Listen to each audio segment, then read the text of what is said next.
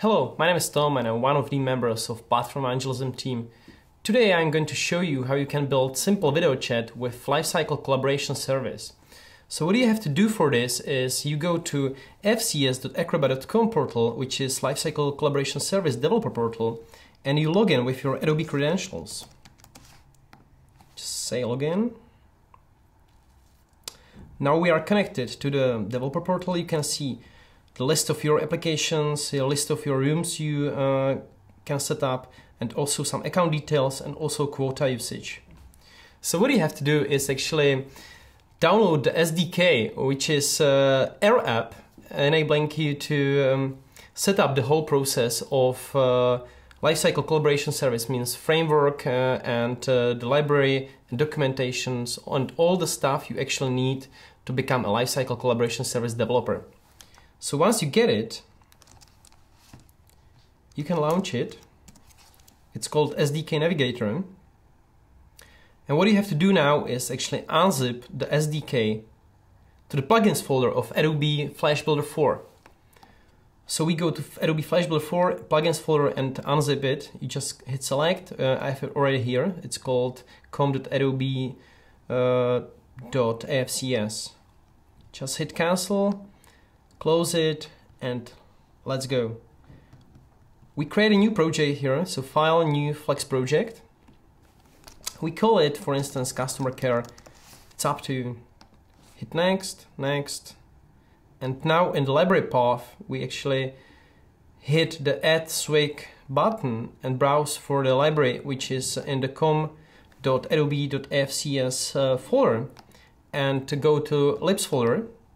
And we are going to use Flash Builder 10 Swig library, so you choose it and hit OK and finish.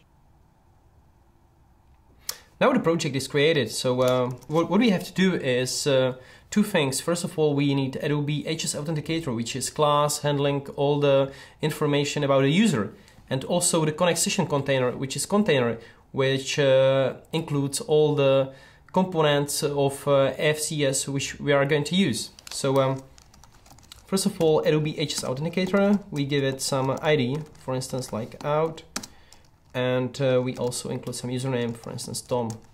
It's totally up to you.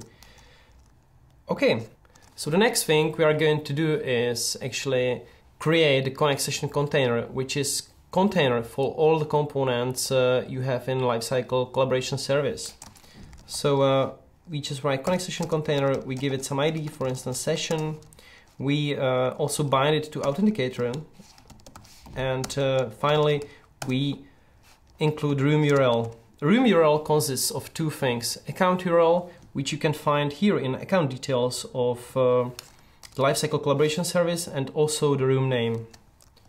So you just pass it like that, for instance.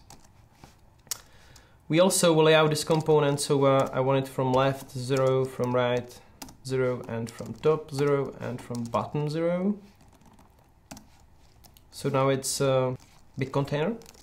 We want to build an application which is using web camera, so we will include two components. One of them is going to be web camera and simple chat. So web camera, and the second one is simple chat, which is actually chat component.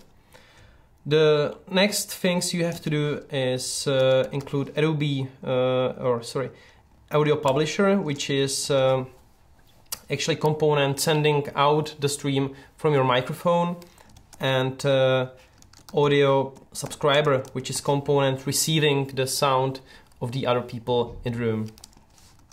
Okay, now we just go to design and lay out these components.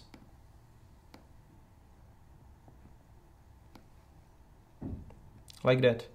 So this is the web camera component, and this is the simple chat component. We can do it like that, yeah. Before we run it, I promise you that we will use peer-to-peer for the data transfer. So you can actually build applications which are sending the video and audio stream through peer-to-peer. So when we go to source, the only thing you have to do is switch the protocol, which is by default RTMP, to RTMFP, which is called Real-Time Media Flow Protocol. And this is the peer-to-peer protocol we use for peer-to-peer communication in Flash Player. So when we launch it,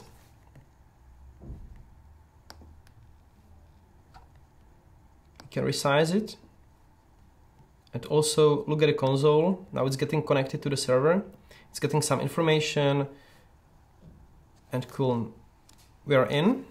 We can start a camera like that. You can also write something here and send. And if we launch it in different window, so that we actually see that it works for multi-users, you can see that we are actually receiving the stream from the one window to another. We can also start a camera as well and have like 2 cameras in this. Yeah, so now you can see it, and the chat works as well. So this is pretty much the introduction to LiveCycle Collaboration Service. If you want more, you can check the tutorials which are included in the AFCS Navigator. You can also go to my blog flashrealtime.com to see more. Thank you.